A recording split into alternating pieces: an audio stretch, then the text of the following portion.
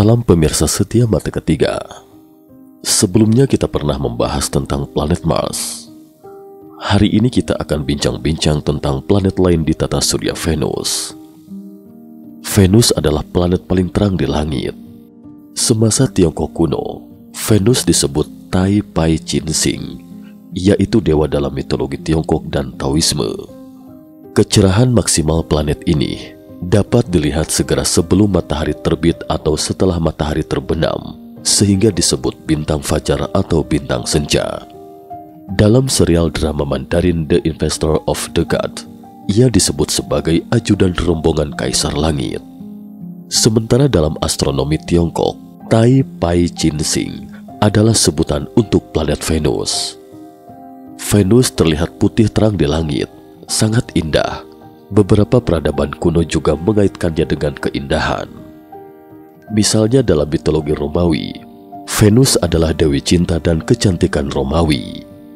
Sementara orang Yunani kuno percaya bahwa Venus melambangkan Dewi Aphrodite, dewi asmara dan kecantikan dalam mitologi Yunani.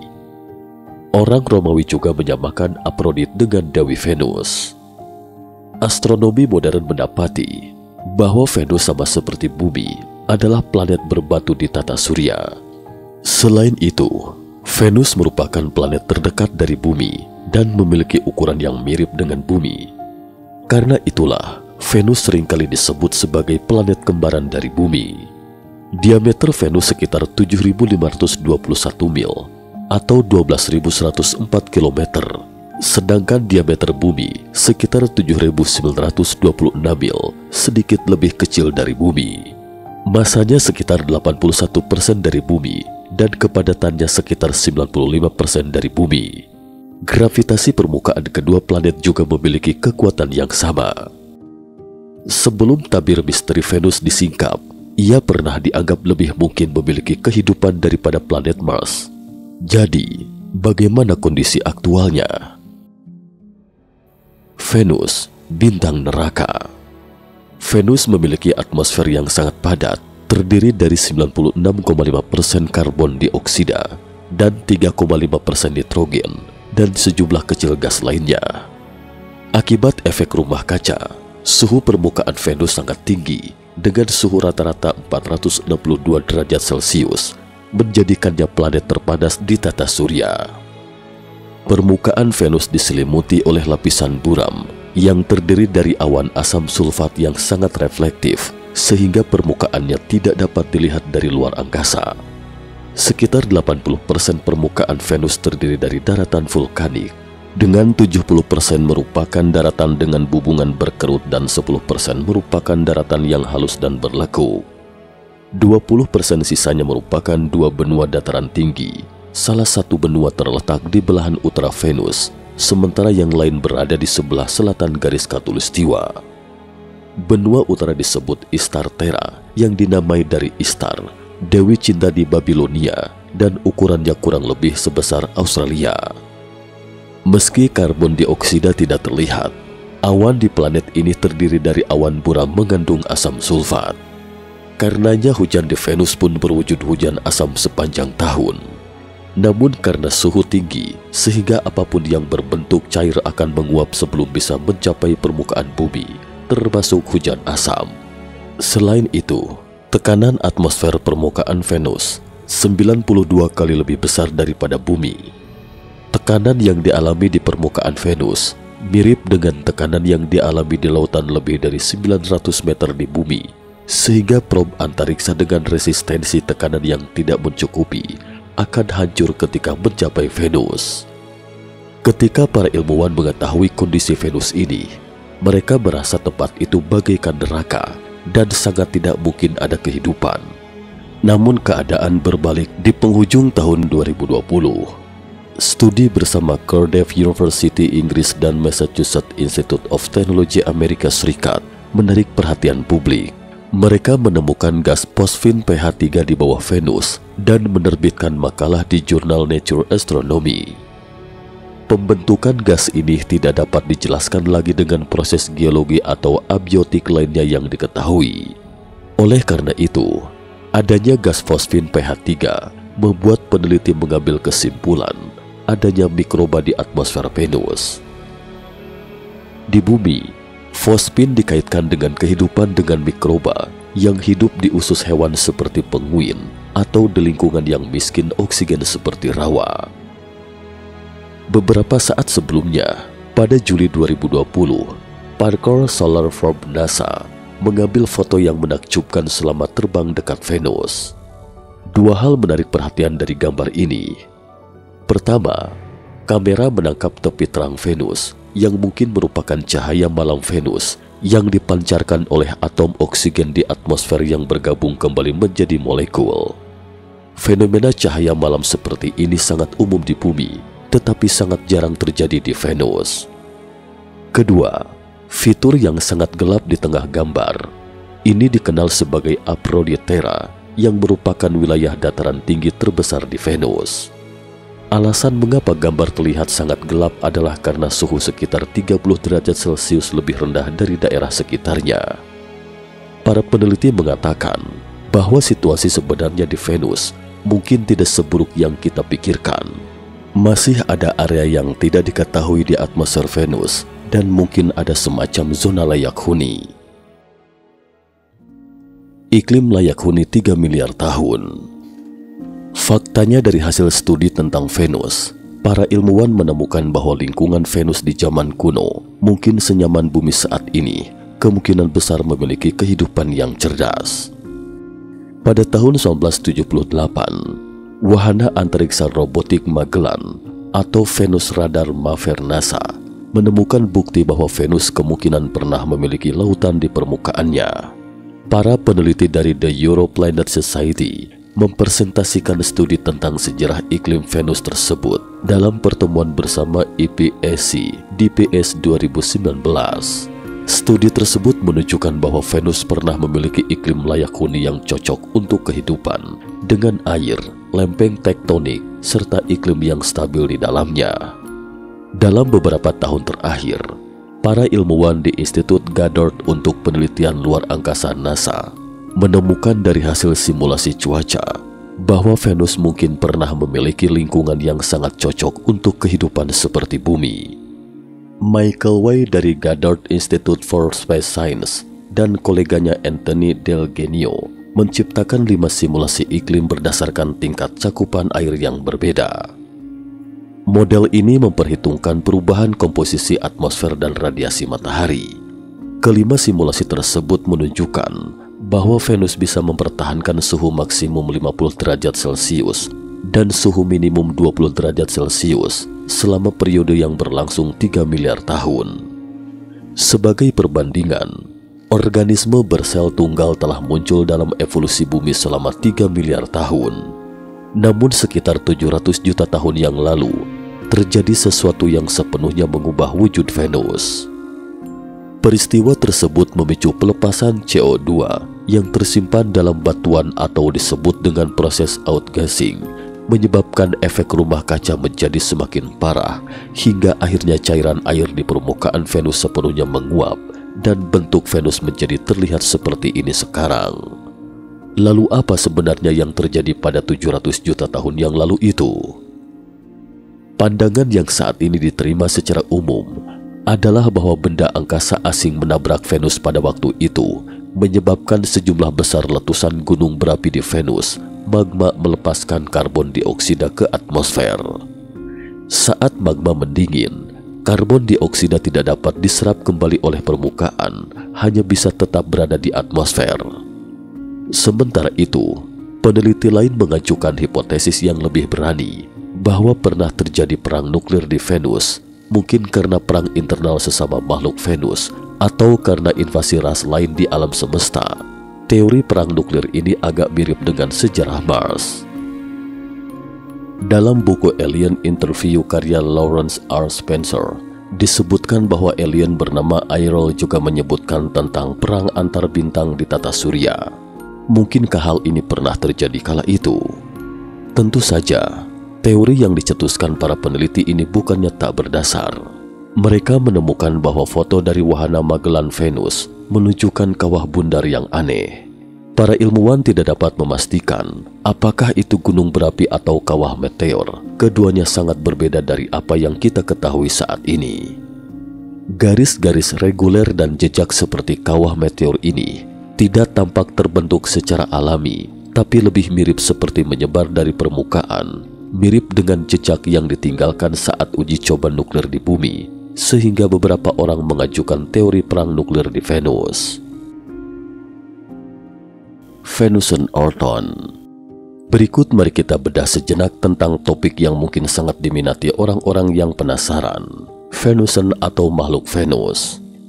Sampai di sini, mungkin ada yang bertanya, jika Venus memiliki iklim yang layak huni selama 3 miliar tahun, lantas apakah orang Venus itu eksis?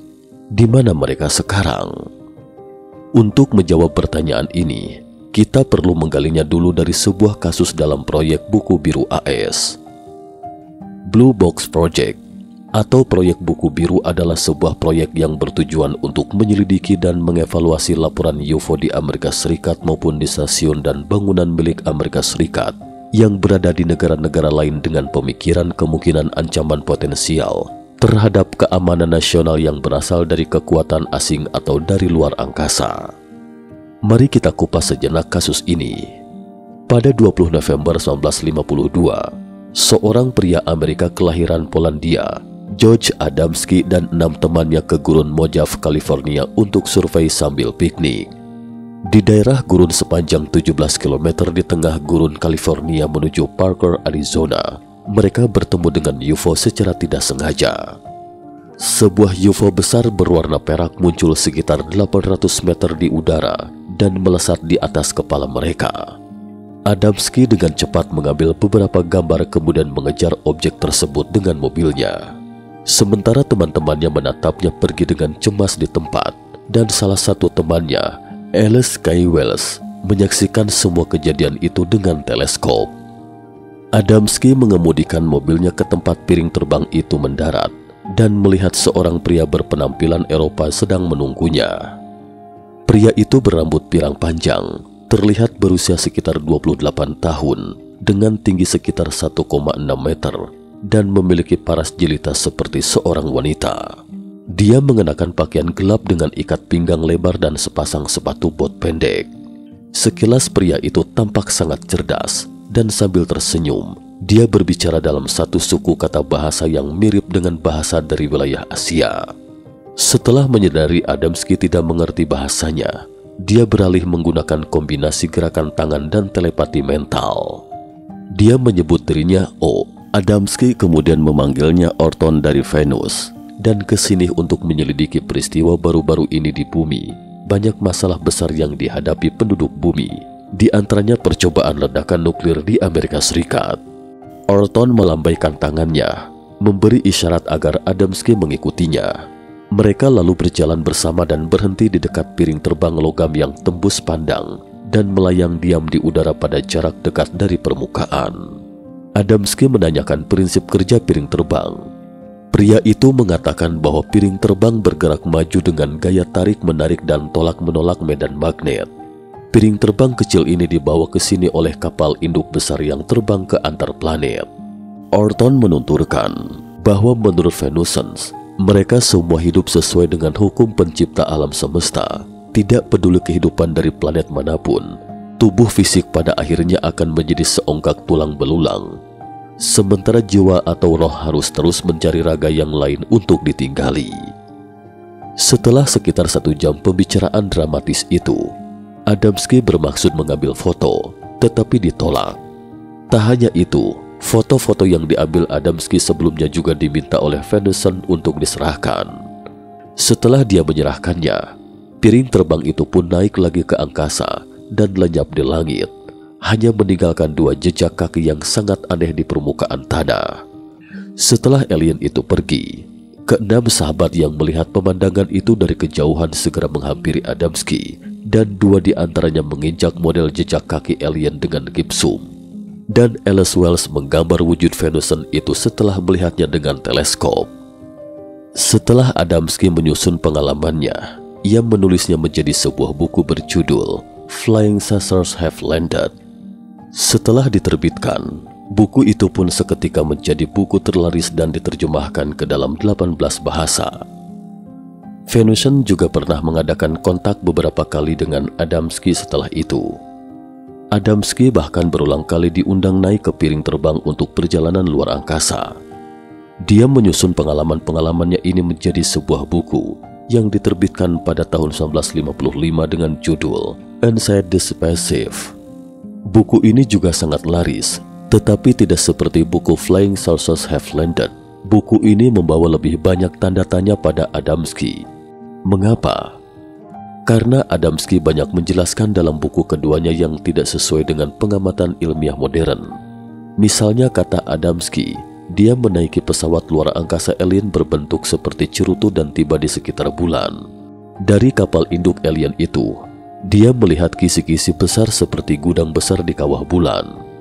Dia juga pernah ke Venus dengan pesawat ruang angkasa alien dan melihat kota di Venus, bangunan dengan atap gemerlap seperti pelangi, transportasi kendaraan seperti mobil terbang, dan flora fauna tropis yang mirip dengan bumi.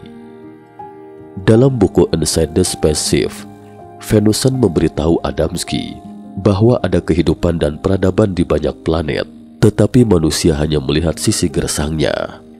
Dalam buku itu juga disebutkan bahwa ada benda langit yang tak terhitung jumlahnya di alam semesta yang maha luas, yang oleh manusia bumi disebut planet.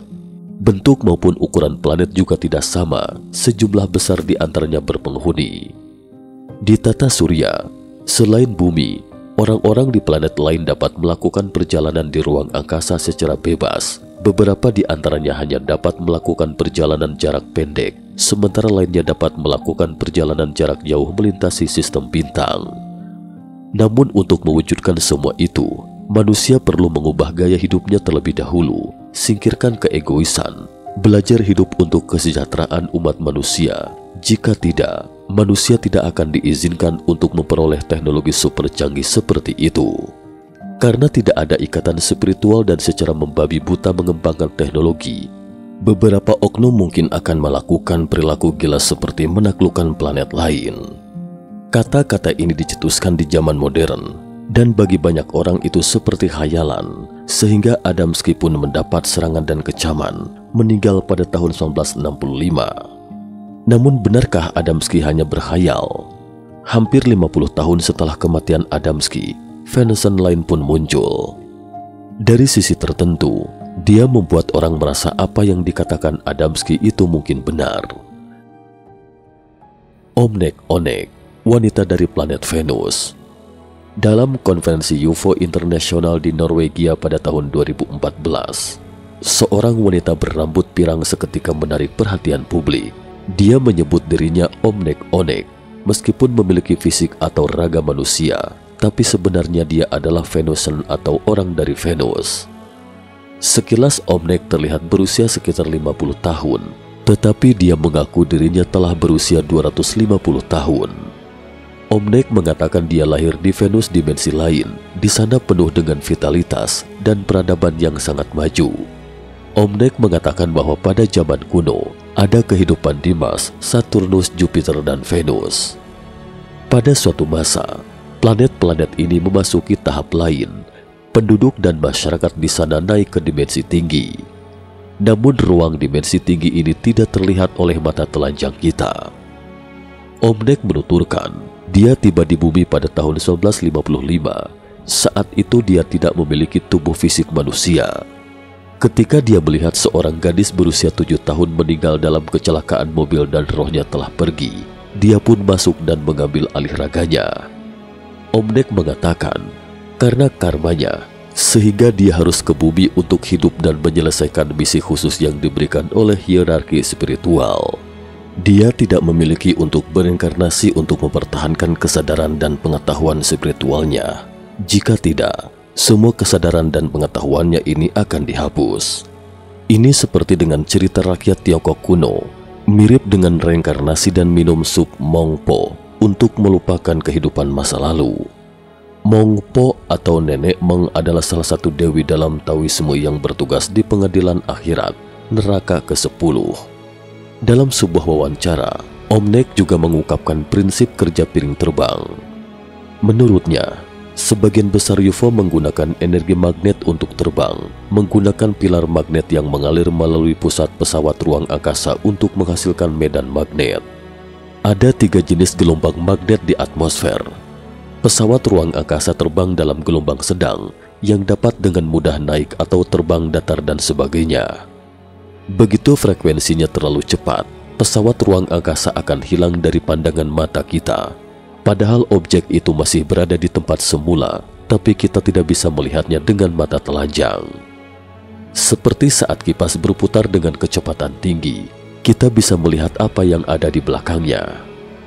Pesawat luar angkasa mereka dapat melakukan perjalanan dalam ruang waktu dan dimensi yang berbeda dan berkembang selaras dengan alam tanpa dibatasi oleh kecepatan cahaya. Tentu saja, untuk saat ini kita tidak dapat memahaminya. Dan seperti yang diduga, pernyataan Om Lek juga diragukan, namun ia menanggapinya dengan tenang. Menurutnya, setiap orang memiliki kebebasan untuk memilih apa yang harus dipercaya atau tidak, dan dia menghormati hak dan kebebasan setiap orang. Terkait Venusian ini, mungkin ada yang pernah mendengar tentang seorang Venusian bernama Valiant Thor yang bertugas di jajaran militer AS atau Area 51 yang terkenal itu. Bagi teman-teman yang tertarik, bisa mencari tahu tentang Venusian Valiant Thor dalam buku Valiant Thor's Venusian Science Secret dan buku terkait lainnya karya Michael X. Barton versi bahasa Inggris. Terima kasih. Cukup sekian dulu topik kita hari ini. Jika suka dengan video mata ketiga, jangan lupa like, subscribe, dan share. Terima kasih atas perhatiannya, dan sampai jumpa di episode berikutnya.